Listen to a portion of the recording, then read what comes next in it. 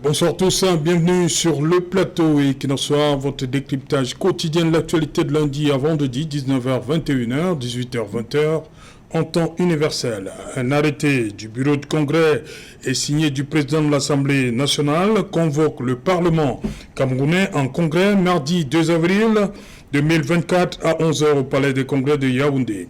Les deux chambres, Sénat et Assemblée nationale, se réunissent à l'effet de recevoir les serments de deux membres du Conseil constitutionnel nommés par le président de la République le 18 janvier 2024. Adolphe Minkwaché et Aaron Logmo-Belek retrouvent ainsi 9 autres personnalités nommées pour un mandat de 6 ans, éventuellement renouvelable.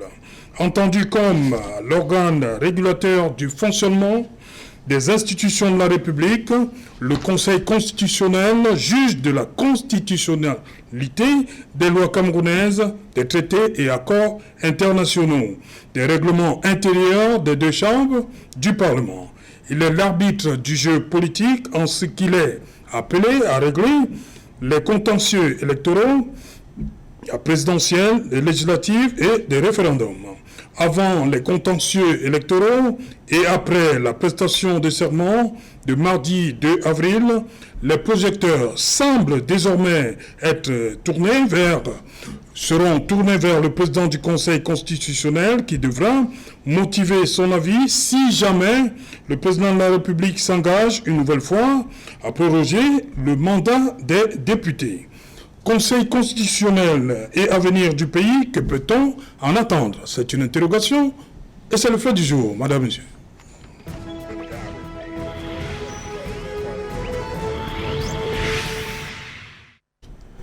Pour en parler, nous avons un plateau Barrister Tamfou Richard. Good evening and welcome to the platform. Good evening, Serge Alain O'Toole. Good evening to my co-panelists. Good evening to all the Cameroonians who are watching. And special greetings to Justice Ayapola Abine, because I took time during this weekend to visit him after his distress call. Exactly. On Equinox TV, and I want to thank your TV station for that. I visited him, and his story is very pathetic. And I decided to take up this legal battle for him, because a Cameroonian or a civil servant of that standard should not be treated the way he has been treated. So that's a new challenge that I have in the days ahead, because his accounts has been frozen without any just reason, and it's not acceptable. Okay. Bonsoir, Maître Shekali Al-Assad. Bonsoir, Serge Alain. Bonsoir à mes co-panélistes. Et surtout, bonsoir à vos dizaines de millions de téléspectateurs qui nous regardent chaque jour. C'est l'occasion pour moi de vous remercier encore une fois de plus de m'avoir invité. Vous savez, pour un politicien ambitieux, ou tout simplement un politicien qui veut s'adresser à la nation, votre plateau est la tribune toute désignée. Je comprends pourquoi vous êtes toujours leader parmi vos concurrents ou parmi vos confrères. Merci encore. Bonsoir, Maître Augustin Gefal. Serge Alain, bonsoir. Bonsoir à tous mes distingués confrères co-panélistes. Bonsoir à tous ceux qui vont nous écouter ce soir. Je souhaite que le thème il soit écouté par tout le monde dans la République. Merci. Voilà. Maître Michel Tchemou, bonsoir. Bonsoir, M. O'Toole. Bonsoir, mes confrères et co-panélistes. Bonsoir, millions de téléspectateurs de la chaîne internationale Equinox Soir. Et j'adresse un bonsoir particulier à Sa Majesté Sylvain Yumbi de Balembo, qui reçoit la visite de contact de Monsieur le Préfet du Oncam demain. Nous sommes avec vous, Majesté. Voilà, merci. Je pensais au village. Maître Augustin Gefak, Conseil constitutionnel, aujourd'hui, c'est l'objet de cette émission, un peu inspiré par ce qui nous vient du côté du Sénégal, le rôle qu'il joue là-bas. Est-ce que pour vous, le Conseil constitutionnel au Cameroun a, depuis sa mise en son entrée en fonction de ses membres, ses 11 membres, deux vont prêter serment demain, le professeur Adolphe Minkwaché et Aaron Logmo-Belek vont prêter serment demain. Est-ce que jusqu'ici, le Conseil constitutionnel au Cameroun a rempli sa mission? Serge Alain, c'est un thème sensible qui nous appelle un peu à l'histoire du Conseil constitutionnel au Cameroun. Nous sommes en 1996 et le pouvoir exécutif décide de mettre en place le Conseil constitutionnel, d'où la modification de la Constitution. En 1996, donc, la Constitution retient l'existence du Conseil constitutionnel, mais ça entrera en service en 2018. Chacun pourra compter de ses doigts le nombre d'années passées. Et pour ceux qui nous suivent, nous devons poser la question de savoir à quoi sert ce Conseil constitutionnel. Moi, en tant qu'avocat, la première question à laquelle je dois répondre, c'est celle de la nature juridique du Conseil constitutionnel. C'est pas moi qui vais répondre à cette question, mais c'est plutôt le Premier ministre d'alors, parce que les députés de l'Assemblée nationale n'avaient pas compris le bien fondé de la création de cette juridiction, entre guillemets. La première question qui lui avait été posée était celle de savoir est-ce que le Conseil constitutionnel est une juridiction? Presque énervé, il avait dit non, ce n'est pas une juridiction. Ça va vous étonner. Poursuivant, les mêmes députés lui ont demandé à quoi donc va servir cet organe, parce qu'il fallait dorénavant éviter l'expression juridiction. Il dit que non, c'est un organe politique qui sera utilisé de temps en temps pour réguler les différends entre les institutions. Pour ceux qui veulent retrouver ce que je suis en train de dire, il faut consulter les archives de l'Assemblée nationale. Le rapport dressé à l'époque par l'actuel premier vice-président de l'Assemblée nationale, M. Hilarion Eton, je crois à la page 17, est édifiant. De façon factuelle, au moment où nous vous parlons, ma vision, vous venez de me poser, le Conseil constitutionnel du Sénégal n'a rien à voir avec la copie du Cameroun. Au Sénégal, c'est une juridiction. Ici, c'est un organe. C'est un organe parce que depuis que le Premier ministre a dit que c'est un organe politique, vous n'avez qu'à voir la composition au Cameroun. Vous n'avez qu'à voir la sélection de ses membres. Vous n'avez qu'à voir leur rôle. Saint-Germain, quand vous m'avez dit que je ferais partie de ce panel, je suis allé regarder un film, pour ne pas dire le premier feuilleton, qui met en place l'implémentation de ce Conseil constitutionnel. C'est le contentieux électoral de 2018 et plus particulièrement l'intervention de ma distinguée consoeur Ndoki Michel. Quand vous suivez son intervention de 34 minutes, vous êtes d'accord avec le Premier ministre de 1996 qu'il s'agit d'une institution politique, d'un organe politique, puisque le président même, en interrompant la consoeur Michel Ndoki, lui rappelle nous ne sommes pas devant une juridiction comme toutes celles que vous connaissez. Parce qu'elle est en train de plaider. Lui, ancien président de la Chambre administrative, l'interrompt et demande à un membre de cette composition de passer à l'interrogatoire la consoeur. Je vous passe des insultes, des colibets qu'elle avait suivis ce jour. Donc j'ai regardé et je me suis dit, la question que vous me posez actuellement, nous nous attendons à rien du Conseil constitutionnel au Cameroun. Parce que, comme l'a dit le Premier ministre, ce n'est pas encore une juridiction. Et je suis convaincu que si j'avais en face les exégètes, ils me diront que nous sommes dans la même vision que la Ve République en France. Faux. Le débat élevé en France a été tranché parce que les personnes désignées pour animer le Conseil constitutionnel sous la Ve République ont revendiqué et obtenu leur totale indépendance. Or, au Cameroun, tout à l'heure, nous avons ressassé qui est membre du Conseil constitutionnel au Cameroun. Il faut interroger d'abord l'individu. C'est qui? Il faut interroger sa fonction. Il faut interroger sa source.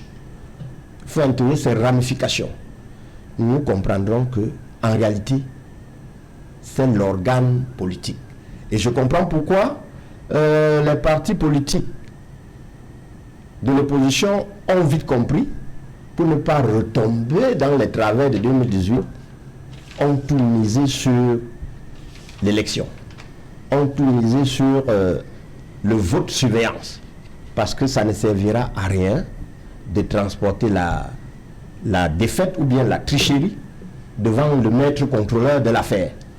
Et tant qu'il y a un organe politique, je ne suis pas sûr que eux, ils changeront d'optique.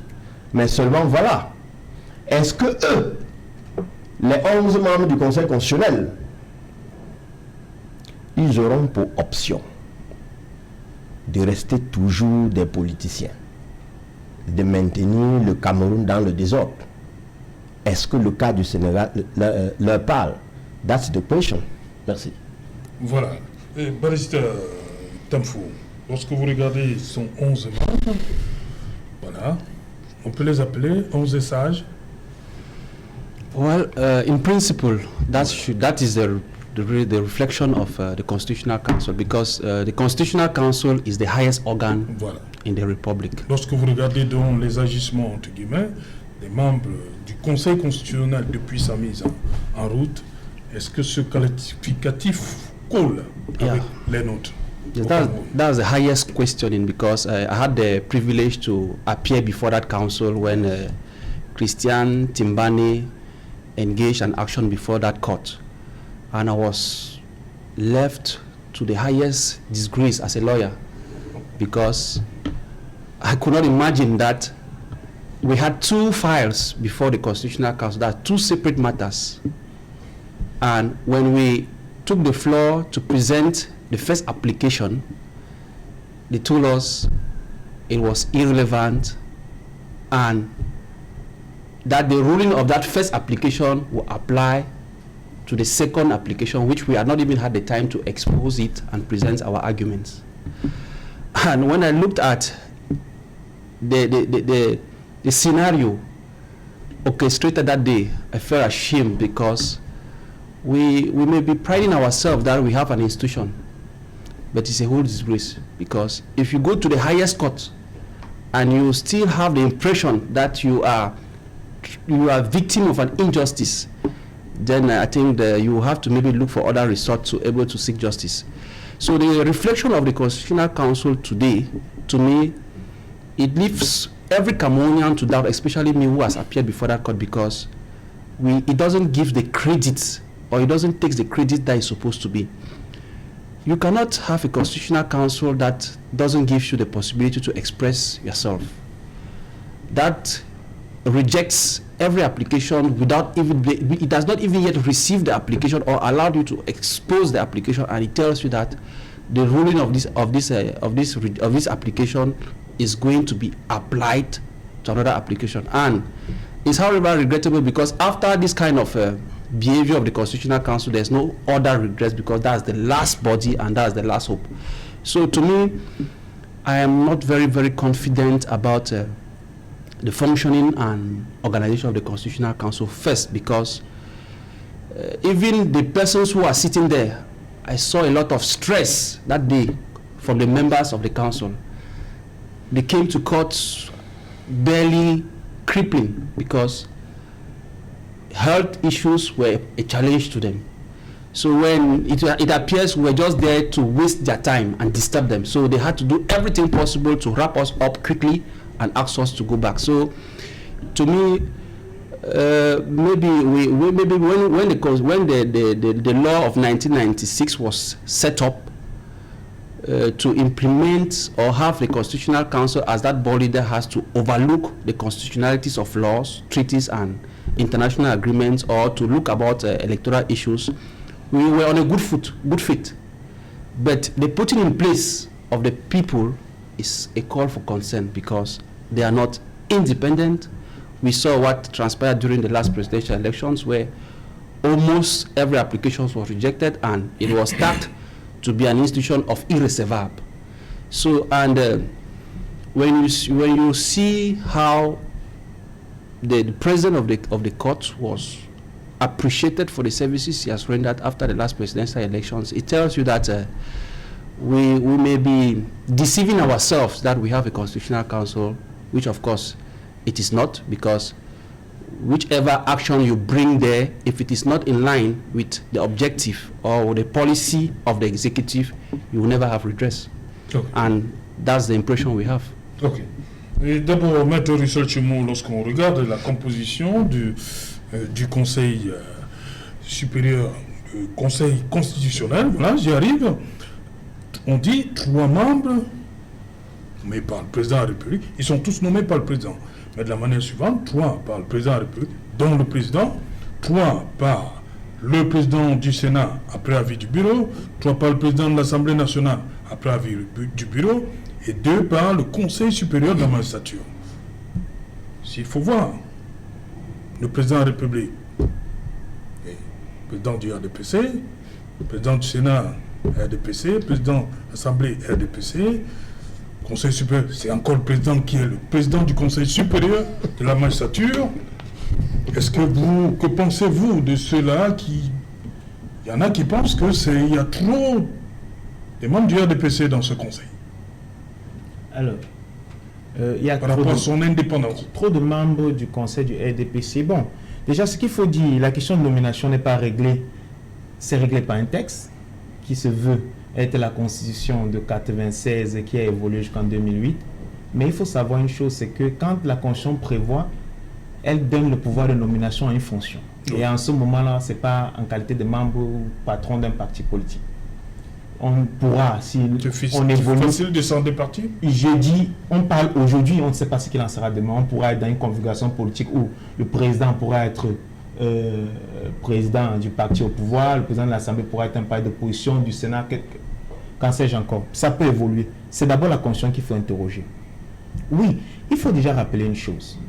Le Conseil constitutionnel, quoi qu'on dise, dans la configuration camerounaise et des textes que nous venons de lire, bien évidemment, le confrère a évoqué, le confrère Ngefaka a évoqué la constitution de 96 et son évolution de 2008.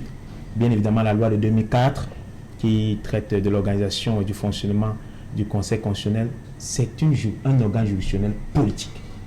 Ça, il n'y a pas de débat. Voilà. Politique quant aux agents qui nomment, aux personnalités qui nomment ses membres. Politique quant à sa fonction de régulateur des institutions de l'État, des relations entre l'État et les régions, entre les régions elles-mêmes, acteur ou arbitre dans le cas de l'élection présidentielle, parlementaire et référendaire. Ouais. Donc il y a ça, il y a aussi son rôle. Le simple rôle juridictionnel que ce conseil a su, c'est celui parfois du contrôle de la constitutionnalité. Là, il y a quelques éléments et j'évoque bien évidemment ce que mon confrère Tamfo a évoqué. Il faut maintenant dire, nous sommes dans une configuration actuelle. Certains se disent, bien évidemment, les faits laissent à penser que les personnes qui nomment sont bien évidemment des acteurs majeurs politiques d'un parti politique bien connu. Et je me suis même amusé pour aller plus loin quand je lisais quelques dispositions du Conseil constitutionnel, de la Constitution et notamment la loi sur le Conseil constitutionnel, sur les personnes qui peuvent saisir le Conseil constitutionnel. Vous voyez que vous avez le président. Les seules personnes qui peuvent saisir le Conseil constitutionnel au Cameroun, il y a le président de l'Assemblée nationale, le président du Sénat, un tiers des députés, donc vous prenez 180, vous divisez par 3, 60.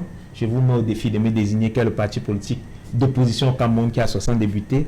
Et un tiers des sénateurs, c'est le même exercice. Sur les 100 sénateurs, il faudra trouver au moins 104.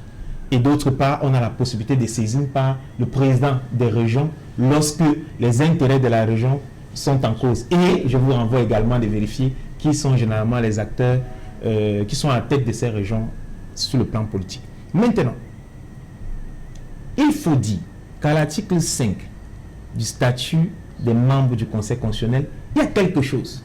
Il y a une disposition qui prévoit que dès l'exercice, dans le cadre de l'exercice de leur fonction, dès le début de l'exercice de leur fonction, les membres du Conseil constitutionnel ne doivent pas appartenir à un parti politique ou une formation politique. La loi a réglé ce problème. La loi dit que pour le membre, quand bien même les acteurs seraient des acteurs politiques, lui, il ne doit plus faire partie d'une classe ou d'un groupe politique. Ce n'est pas seulement un débat camerounais. Avant cette émission, j'ai eu la faiblesse de m'abreuver sur ceux qui ont déjà eu une évolution en matière de conseil constitutionnel, qui est bien évidemment la France, que mon confrère Ngefaka a évoqué. Je veux dire, c'est vrai, notre conseil constitutionnel est très jeune. Même Ngefaka dit 2018, mais je trouve qu'il a été un peu très dur. Notre conseil constitutionnel existe depuis, il y a une phase 1, une phase 2. La première phase qui était presque un peu dans une embrouillamini totale avec la Cour suprême qui assurait la fonction, bien évidemment grâce à une disposition constitutionnelle qui prévoyait cela. Même en France, les critiques sont vives. Vous voyez le conseil constitutionnel qui existe depuis 1958, qui était quelque chose qui avait été créé, une institution qui avait été créée par De Gaulle pour contrecarrer l'Assemblée nationale. Parce qu'en fait, De Gaulle, qui voulait des pouvoirs assez, puisqu'il voulait assez de pouvoir, voulait une constitution qui allait bloquer les députés au cas où ils prendraient une loi qui viendrait être constitutionnelle, en fait, qui l'empêcherait d'exercer son pouvoir. Au Cameroun, c'est très jeune. Et là, je peux dans l'évolution, les cas d'exercice ou d'activité de notre conseil constitutionnel ne permettent même pas d'apprécier. Vous voyez, réellement parlant, c'est depuis 2018. Très jeune pour évoluer. Et il faut voir qu'il y a une évolution entre-temps, avant même sa mise en service. Vous avez la durée des membres qui, à l'orée, n'était pas renouvelable. Aujourd'hui, la durée du mandat était réduite, mais renouvelable ad vitam aeternam, puisqu'il n'y a pas de limite. Donc, sur ces un lien avec 2008, puisqu'on a touché le verrou en 2008, il faut également qu'on touche du côté du Conseil constitutionnel. Bon, en fait, la Constitution a bougé en 2008 et la modification de la loi sur le Conseil constitutionnel est intervenue en 2018. Non, je dis justement, il fallait également penser à ceux-là qui pouvaient, je crois que M. Tamfou me comprend. Oui, et pour terminer, je vais sortir sur ce point. Bien que les acteurs soient politiques, les acteurs dotés du pouvoir de nomination soient politiques, il faut relever également que le pouvoir, l'activité du Conseil constitutionnel camerounais est manifestement pauvre. Et c'est pourquoi il faut élargir son pouvoir d'exercice, puisque le Conseil constitutionnel dans un pays est l'acteur de la sécurité juridique et politique dans un pays. Or, la vie politique et juridique au Cameroun est quotidienne. Comment voir donc qu'on attend que les élections, que la volonté soit du président de la République ou du Sénat ou de l'Assemblée nationale ou d'un tiers des députés pour pouvoir mettre en activité, en mouvement ce conseil? Pourquoi ne pas ouvrir la possibilité à tout citoyen qui se sent lésé dans un droit qui se veut constitutionnel avec la question, mes confrères connaissent, la question des QPC, des questions prioritaires de constitutionnalité. Aujourd'hui, en France par exemple, c'est depuis 2010 aussi, c'est récent en France, vous voyez que même là-bas ça n'évolue pas trop vite. Il est possible pour tout justiciable de saisir le Conseil constitutionnel de manière indirecte. Ça veut dire que vous êtes devant une juridiction civile, administrative ou pénale et que devant cette juridiction, vous sentez qu'un de vos droits constitutionnels a été violé. Vous pouvez par une voie dérobée, ce qu'on appelle la saisine et c'est par voie d'exception, et soulever une question préalable de constitutionnalité dans le cadre de ce procès, et la juridiction saisie va transférer le dossier au Conseil constitutionnel qui va apprécier de la constitutionnalité ou non du texte qui veut vous être appliqué. C'est une possibilité, il faut penser, et c'est pourquoi à notre corps dépendant, toutes les actions qui sont initiées par les citoyens lambda devant le Conseil constitutionnel seront déclarées irrecevables. Voilà. Maître Chekali, on dit le Conseil constitutionnel juge la constitutionnalité des lois camerounaises, traités et accords internationaux, des règlements intérieurs des deux chambres du Parlement. Nous venons de passer 2 semaines sans bureau définitif. Et la loi est claire. On dit à l'ouverture de la session de mars. Est-ce que le Conseil ne peut pas se saisir de cette question-là? Ne pouvait pas se saisir? Vous voulez dire, en termes simples, vous demandez pourquoi le Conseil constitutionnel ne s'est pas auto-saisi? Oui, par rapport à ce vide-là. Beaucoup ont reconnu que c'est un vide juridique, on n'a pas dit. En fait, Serge Alain, je vais rester dans le débat. Oui. Mais contrairement à mes confrères, je vais parler en français facile. Oui. Lorsque nous étions en 5e, il y avait les comptes de Birago Diop, il disait: est-ce que le séjour d'un tronc d'arbre ne fera jamais dans l'eau fera de lui un crocodile? Absolument pas. Les pays que vous prenez en exemple, d'ailleurs moi je vais les citer, le Sénégal, ils ont des juges constitutionnels qui sont conscients de leurs responsabilités devant l'histoire. Chez nous, on a dit les membres du Conseil constitutionnel sont choisis parmi les personnalités jouissant d'une grande morale. En fait, on veut dire des personnes neutres, des personnes qui ne peuvent pas être influencées. La question de la compétence des membres du Conseil constitutionnel camerounais ne se discute pas. Du premier jusqu'au dernier, c'est des gens calés, c'est des gens qui maîtrisent toutes les roueries juridiques. Maintenant, est-ce que c'est des gens qui jouissent de cette indépendance dont doivent être revêtus tous membres d'un conseil constitutionnel pour accomplir pleinement l'exercice de ces fonctions? Je vais finir par répondre à votre question, mais permettez-moi de prendre des détours pour que même les habitants de mon village puissent comprendre. Tout à l'heure, mon confrère Tamfou a dit, mais que ce soit juridique ou politique, le Conseil constitutionnel est l'institution la plus haute de la République, parce que ce sont les gardiens de la Constitution. Maître Ngefa, qui est un peu la boîte noire de notre émission, se rappelle les paroles de notre très regretté confrère Sylvain Sob à l'orée de sa plaidoirie devant le Conseil constitutionnel. Il a dit, il y a un facteur dérangeant ici, dans la salle où siégeait le Conseil constitutionnel. Et le facteur dérangeant, c'était quoi? C'était la photo du chef de l'État qui était là. Ne comprenez pas que ces 11 sages qui devaient vérifier, qui devaient contrôler l'application de la Constitution, puissent mettre au-dessus de leur tête le portrait d'une personne. Cette personne fut-elle président de la République? Tout à l'heure encore, Maître Russell vient dire, toutes les actions initiées par les citoyens lambda à l'endroit du Conseil constitutionnel seront vouées à l'échec. Pourquoi? Parce que les seules personnes habilitées à saisir le Conseil constitutionnel sont limitativement énumérées par la loi. Ce que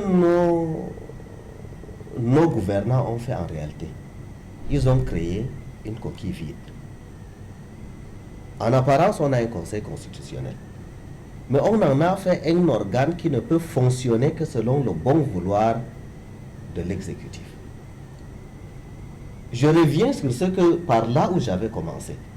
Est-ce que le séjour d'un tronc d'arbre dans une rivière va le transformer en crocodile? Non. Nous avons des personnes, membres du bureau central du RDPC, membres du comité central du RDPC, qui, dès que le décret est lu sur les ondes de la radio publique, certains même se sont laissés aller à esquisser des pas de danse à la lecture de leur nomination au Conseil constitutionnel. Et puis le lendemain, vous vous attendez à ce que, siégeant donc dans cette auguste institution, qu'il soit parfaitement neutre, sans parti pris. Je ne crois pas. Je voudrais parler ici de l'un des plus grands juristes de l'Afrique noire, ou de l'un des plus grands juristes de l'histoire contemporaine de l'Afrique, le professeur Joseph Owono. Il a siégé au Conseil constitutionnel. Aucun juriste, y compris Kamto, y compris le président Kamto, y compris le professeur Maurice Kamto, aucun juriste n'a jamais un jour mis en doute les compétences professionnelles du professeur Joseph Owono. Mais à son décès, qui a organisé le décès? Qui conduisait les délégations? C'est le RDPC. Va-t-on nous faire croire que quelqu'un qui était au bureau politique du RDPC, puisqu'on lit les communiqués à 13h, 17h, qui était au bureau politique du RDPC à 16h58, à 17h00, il est nommé au Conseil constitutionnel. Le lendemain, je vais déposer une requête en annulation du scrutin présidentiel et qu'il va me donner gain de cause? C'est extrêmement difficile. Mais contrairement à ce que M. Ngefak disait, certes, nous avons des appréhensions. Quand je dis nous, je parle de mon parti politique, le MRC. Nous avons des appréhensions lorsque nous voyons la composition de ce Conseil constitutionnel, lorsque nous nous référons à la jurisprudence de ce Conseil, lorsque nous regardons les agissements de ce Conseil. Mais nous nous disons toujours qu'il faut avoir foi dans l'humanité. Nous nous disons que de par leur parcours, de par leur capacité intellectuelle, de par la somme de diplômes qu'ils ont accumulés, peut-être qu'un jour, ils auront ce sursaut d'orgueil en se disant que la plus belle femme du monde est en train de les regarder. Parce que pour les intellectuels, il y a cette dame, cette femme-là, qui souvent arrive à les ramener dans le droit chemin. Parce que c'est une femme qui ne vieillit jamais, c'est une femme qui est intemporelle. Cette femme, c'est simplement l'histoire. Nous nous disons qu'un jour, ils accepteront de vouloir gagner l'amour de l'histoire. Mais pour répondre de façon triviale à votre question, malheureusement, notre Conseil constitutionnel ne s'auto-saisit pas. Contrairement à d'autres pays, comme le Bénin par exemple. Une anecdote, parce que j'ai vécu au Bénin pendant quelques années. Des laudateurs, des turiféraires, là, comme il y en a chez nous, c'est-à-dire des petits copains qui se réunissent là autour d'une bière et qui font une motion de soutien. Il y a des citoyens qui avaient fait une motion de soutien, appelant le chef de l'État à se représenter malgré le verrou de la limitation. Ils l'ont appelé... C'est Talon? Pardon? Le président Talon? Exactement. Je vivais au Bénin à l'époque où il était président. Qu'est-ce qu'il a fait? Ils ont fait une motion de soutien qu'ils ont fait publier dans des journaux, dans la presse à gage, parce que même chez eux, ils ont la presse à gage, pas en grand nombre comme chez nous, mais il y en a. Et le Conseil constitutionnel s'est auto-saisi de la question, M. Serge Alain Autou. Ils ont dit non. La limitation des mandats présidentiels a été décidée par la conférence nationale souveraine. Et pour faire sauter ce verrou, le Parlement n'a pas la compétence pour le faire. Il faudra reconvoquer la conférence nationale souveraine. Alors, pour éviter tout cet embrouillamie-là, pour éviter que les citoyens, pour éviter que leur pouvoir ne soit un jour mis en déroute, nos gouvernants ont mis plein de choses trappes, plein de pièges, plein de petites mesquineries, de petites roueries, de petites perfidies, à tel enseigne que beaucoup de partis politiques préfèrent aujourd'hui miser sur l'élection et la défense du scrutin. Donc vraiment vouloir comparer ce que nous appelons pompeusement Conseil constitutionnel ici chez nous à ce que devrait être un Conseil constitutionnel, c'est juste parce que nous nous disons que parmi vos téléspectateurs, il y en a ceux qui ne sont pas juristes et qu'il faut bien leur dire que voilà ce que ça devrait être. Okay. Mais qui n'est absolument pas ça chez nous. Okay. Monsieur Autou, je voudrais revenir sur un point, s'agissant du bois jeté dans l'eau, devenu un caïman. Je veux quand même que... Qui ne va pas devenir le séjour dans l'eau. Je veux que mon confrère reste sans acrimonie. On va choisir les membres du Conseil constitutionnel parmi les hommes. On aurait pu prendre au MRC, au RDPC, au SDF ou dans aucun parti politique. Moi, j'aime toujours un exemple. C'était une erreur. Non, j'aime toujours un exemple. Et c'est un exemple que j'adore parce que c'était l'un des meilleurs d'entre nous. C'était un avocat. C'était Badinter. Badinter était l'un des conseillers de Mitterrand. Vous savez ce que Badinter avait dit à Mitterrand lorsqu'il avait été nommé? Il était ministre et quitte du ministère pour devenir président du Conseil constitutionnel. Vous savez ce qu'il avait dit à Mitterrand? Il avait dit, Mitterrand, mon cher ami, je vous remercie de m'avoir nommé président du Conseil constitutionnel.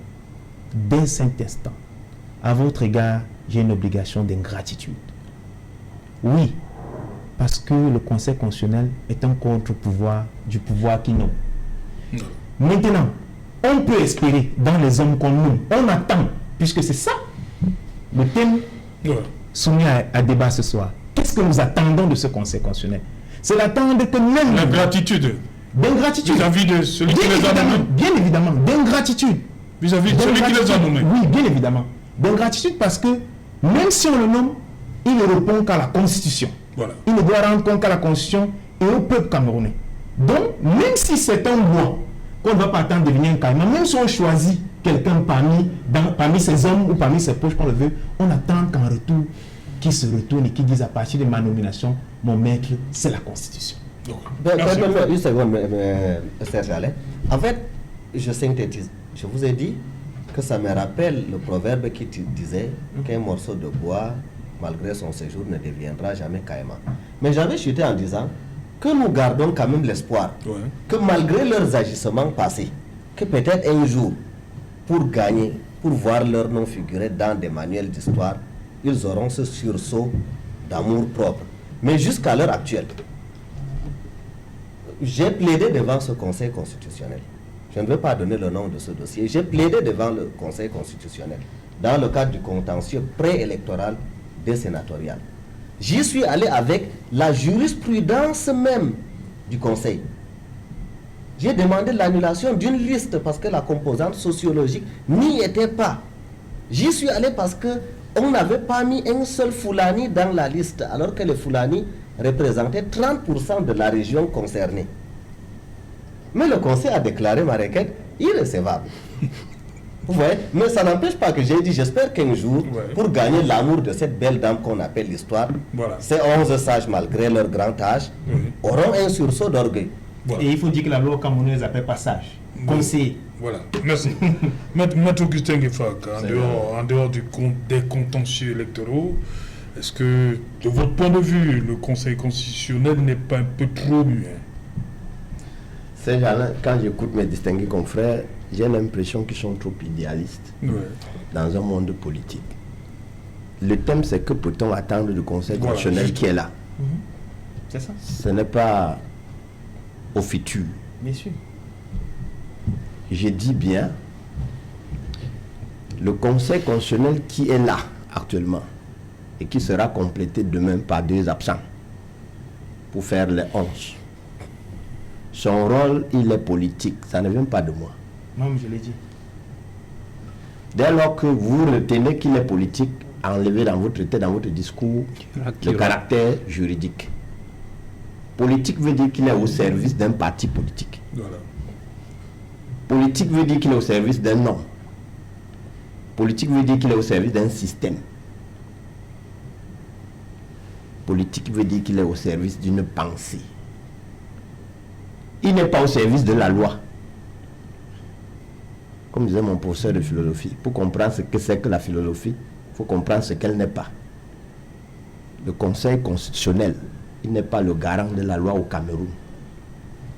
S'il était le garant de la loi, il ne se limiterait pas, sa saisie ne serait pas limitée aux éléments ou bien aux personnes affiliées à un parti politique qui est, comme vous venez bien de le décrire, qui est en activité. Parce que quand vous vérifiez, la porte est fermée à tous les tiers. Si vous n'êtes pas du système, si vous n'êtes pas du parti politique qui est aux affaires, vous ne pouvez pas saisir le Conseil constitutionnel si nous sommes tous d'accord. Ça, c'est la première limite. Si c'était ouvert, moi, Gueffak Augustin, j'aurais déjà saisi ce Conseil constitutionnel pour attaquer la loi antiterroriste au Cameroun. Parce que c'est l'aliénation du cerveau, c'est l'aliénation de la jeunesse, c'est l'aliénation du développement. Je suis heureux que ce thème soit, parce que j'ai mon professeur de droit pénal spécial, le professeur Moukwaché, qui va prêter serment demain. Il a rédigé une œuvre que chacun doit lui-même, c'est en rupture. Le droit pénal et la démocratie. J'espère qu'ainsi, il va interroger les lois liberticides dans la République et en vertu des pouvoirs qui lui sont conférés. Il ne peut pas s'autosaisir. En vertu des pouvoirs qui lui sont conférés, il va s'attaquer à ces lois liberticides qu'il nous a enseignées, qu'il a rédigées, et qu'en lisant, tout le monde voit que ça saute, ça crève les yeux. D'ailleurs, il n'a plus rien à attendre. Il était déjà à la retraite. J'espère que le professeur, le Kene, qui à l'intérieur, peut-être il était minoritaire, il a un de ses pairs là, et ils vont s'attaquer aux lois liberticides. J'espère que si jamais ce que le patron du RDPC, Jean Kuté, a dit qu'il entend prolonger le mandat des députés là, si c'est effectif, c'est le Conseil constitutionnel que l'on doit regarder. Nous attendons la décision motivée. Et vous qui êtes sur ce panel, attendons de voir si eux, ils vont lever la tête et ils seront l'homme juste qu'était Badinter. Parce que Badinter, c'est l'homme juste. C'est l'avocat, c'est l'homme juste. Il y a des magistrats, lorsque j'ai dit l'homme juste, ils ont cru que je m'adressais à eux. C'est pas moi qui l'ai dit. C'est Edmond Zavran, l'avocat, l'homme juste, Badinter. Merci de l'avoir révélé. Voilà. Barista, un peu trop, le conseil un peu trop muet sur certaines situations au Cameroun depuis de nombreuses années. On se serait attendu à ce que le conseil n'attende pas seulement le contentieux électoral. Yes, definitely, Qu'on le because sente vivre. yes, this should have even been a more interesting organ in the republic, because with other jurisdictions, when you are not satisfied, you go on appeal, you can go to Supreme Court. But this one is the last. It's like after the Constitutional Council, there is no other place to go. So to me, I think that those who drafted the 2004 law on the functioning organization of the Constitutional Council, they actually knew what they were doing, because you cannot put up an institution like that one and you decide to block or restrict those people who can seize the Constitutional Council. You see that individuals are not able to seize the Constitutional Council, whereas it is put there to be an overseer of the laws of the Republic. So if a law if the law infringes the Constitution as a citizen, what can I do? Nothing. So I think, to me, the Constitutional Council has to be revised. Yes, it has to be revised, and even the criteria put in place to designate those who are to sit there has to be revised, because the way it appears, it shows that in principle we are just turning on the same spot. Because Mais Barista, just a minute. Est-ce que vous êtes d'accord lorsque Maître Chomou dit qu'on peut nommer tout le monde? Et il a pris le cas de Robert Badinter qui dit, bon, c'est son ami Mitterrand qui l'a nommé là. Est-ce que, pour que Mitterrand comprenne qu'à partir de ce moment, il peut devenir ingrat vis-à-vis de... Est-ce qu'il n'y a pas d'hommes au Cameroun, même du RDPCI, qui sont capables de dire à leur chef que, bon, voilà. not in this country. Ouais. Impossible. Au Cameroun, c'est possible. In Cameroun, Le maréchal Gilbert Schlick. Oui. in Gilbert Cameroun, Schlick peut. there are very few. I'm saying Voilà. very. Oui. Voilà. Vous commencez à dire qu'il y en a quand même. I say very, very few. Lui, il parle because du magistrat Schlick. the least, the ones you just try to act and you are spotted. That's where the evils of your life start. We have seen it with courageous magistrates like the one he said today, where what you see, he has not evolved. And there are so many of them there who will never want to take the courage to rely on the provision that the law gives them. All of them, they owe allegiance to the President of the Republic. It's regrettable we are in a presidentialist system where everything is the President of the Republic, and that's where we are today. So even the Constitutional Council functions on the instructions or pay allegiance to the President of the Republic. Okay. That is why you see there are things that he's supposed to do or take up his responsibility, but he will not do because maybe they have they need to take advice from the President of the Republic. That's the challenge we have. So to me, I think we have to rethink that law has to be revised. Okay. We need to think on how those members are appointed.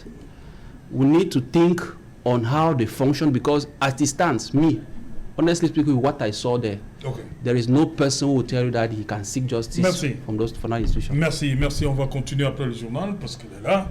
Hein, c'est pas un poisson d'avril, hein, elle est là. Juliette Berthe-Bissaï, nous sommes le 1er avril. Voilà, on dit merci à Uringo Nomada, elle est là. Juliette Berthe-Bissaï pour le mois d'avril sur Equinox Télévision. Dans un instant, le 20h le plus attendu de la planète. Et juste après, Equinox Soir deuxième partie, ce sera le temps du débrief.